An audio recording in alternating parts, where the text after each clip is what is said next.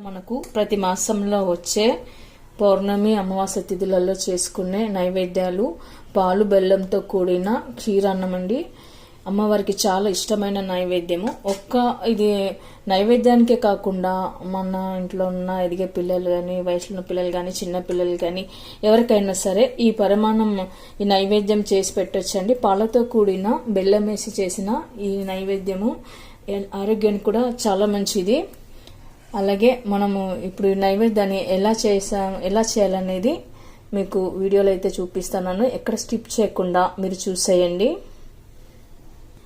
మనం అప్పటికప్పుడే చాలా సింపుల్గా ఈజీగా కూడా ఈ నైవేద్యాన్ని చేసుకోవచ్చు.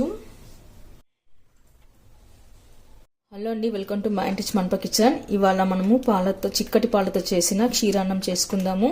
ముందుగా మనం ఇక్కడ ఒక స్టీల్ బౌల్ పెట్టుకొని అందులో కట్ చేసి పెట్టుకున్న పాలు అయితే వేసుకోవాలండి. చిక్కటి పాలు వేసుకోవాలి. అసలు మనం ఇక్కడ ఏమాత్రం వాటర్ కూడా కలపట్లేదు. ఇలాంటి పాలు వేసుకొని పెట్టుకోవాలి. అమ్మవారికి చేసే నైవేద్యంలో ఇలా చిక్కటి పాలతో కనుక మనం నైవేద్యం చేసి పెట్టినట్లయితే చాలా సూపర్ టేస్ట్గా బాగుంటుందండి. ఇప్పుడు ఈ పాలని మనం స్టవ్ మీద పెట్టి కాచుకోవాలి. మనము ఒక గ్లాస్ వరకు అయితే బియ్యం తీసుకున్నానండి. బియ్యం కడిగి 2 times బాగా కడిగి నానేసి పెట్టుకోవాలి. ఇలా 2 times బియ్యాన్ని వాష్ చేసి పెట్టుకున్న తర్వాత ఏ గ్లాస్తో అయితే మనము బియ్యం వేసామో అదే గ్లాస్తో మనము 2 గ్లాసుల వరకు అయితే వాటర్ వేసుకోవాలి. ఆ తర్వాత ఇప్పుడు మనం కుక్కర్ మూత పెట్టేసుకొని 2 విజిల్ ఇస్తే సరిపోతుంది. మనం ఇలా పాలను కాచిన తర్వాత కాసేపు పక్కన పెట్టుకోవాలి.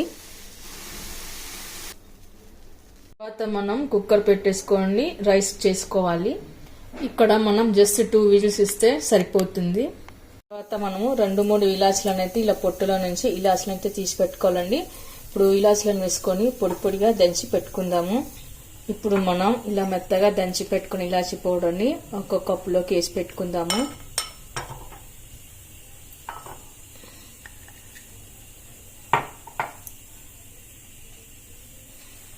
మనము 1 కప్పు వరకు అయితే బెల్లం కూడా తీసుకోవాలి.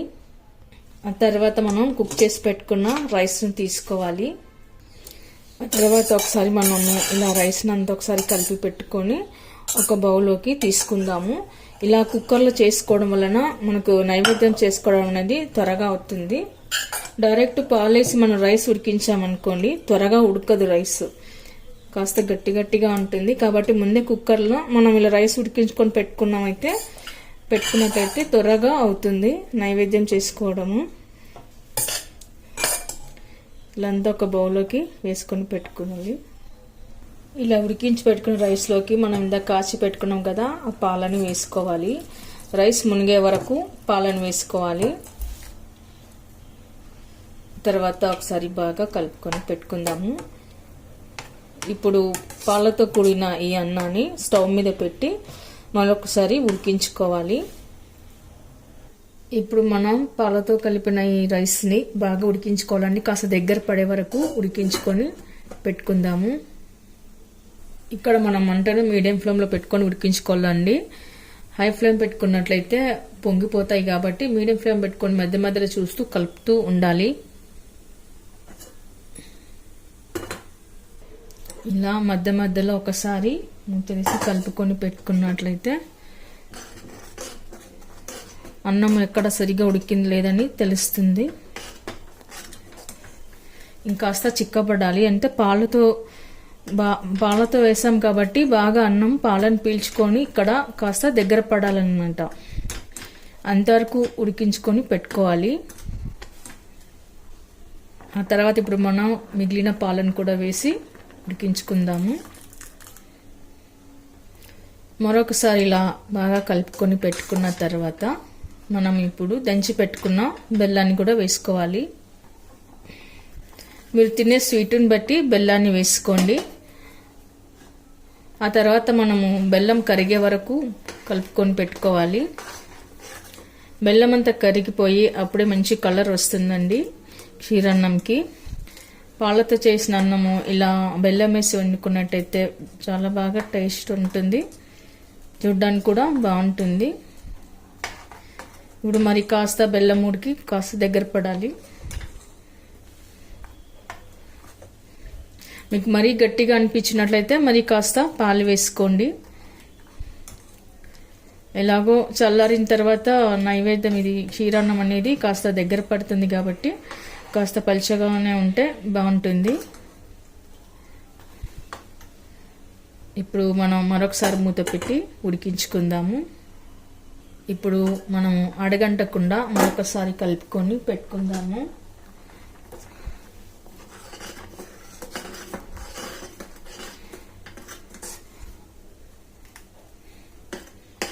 ఇలా ఏమాత్రం అడగంటకుండా మధ్య మధ్యలో కలుపుతుండాలండి బెల్లం కరిగిపోయే వరకు.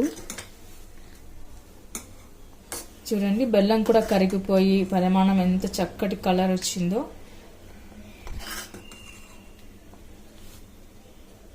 ఇలా పాలతో కూడిన క్షీరాన్నాన్ని మనం ఒక నైవేద్యంకే కాకుండా అప్పుడప్పుడు కూడా పసిపిల్లలు కానీ స్కూల్ వెళ్ళే పిల్లలు కానీ ఇలా చేసి పెట్టినట్లయితే హెల్త్ కూడా చాలా మంచిది, ఒంటికి కూడా చాలా బలాన్ని శక్తిని ఇస్తుంది.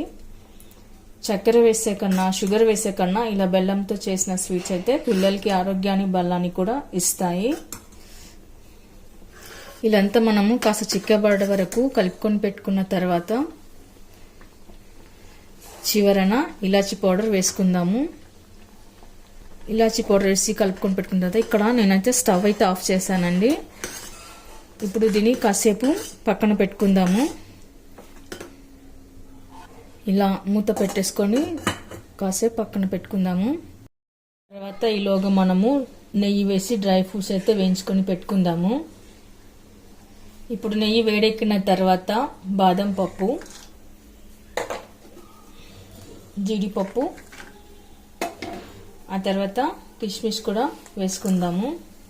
ఇప్పుడు వీటిని కాస్త దోరగా కలర్ మారే వరకు వేయించుకోవాలి.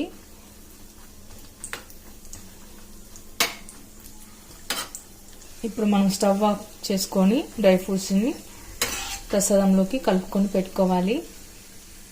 ఇప్పుడు మనం వేయించి పెట్టుకున్న డ్రై ఫ్రూట్స్ని ఇందులోకి వేసుకొని కలుపుకొని పెట్టుకోవాలి. ఇలా మొత్తం నెయ్యితో సహా వేసుకోవాలి. అప్పుడు మంచి టేస్ట్ వస్తుందండి. ఇల్లంతా గుమగుమలాడిపోతుంటుంది. ఇప్పుడు ఒకసారి బాగా కలుపుకొని పెట్టుకుందాము. చూడండి చిక్కబడింది.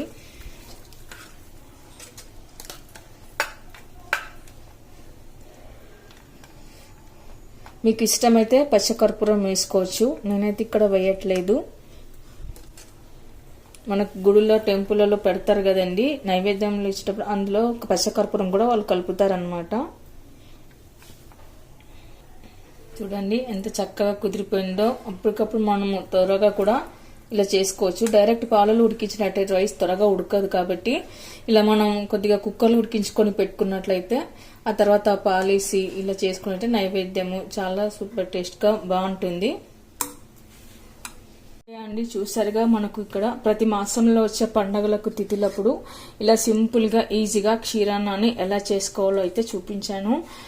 మరి మీరు కూడా ఒకసారి ట్రై చేయండి. మీకు ఎలా కుదిరిందో కామెంట్స్లో పెట్టండి. లైక్ చేయండి, షేర్ చేయండి. తప్పకుండా మన ఛానల్ని సబ్స్క్రైబ్ చేయండి. Thank you for watching.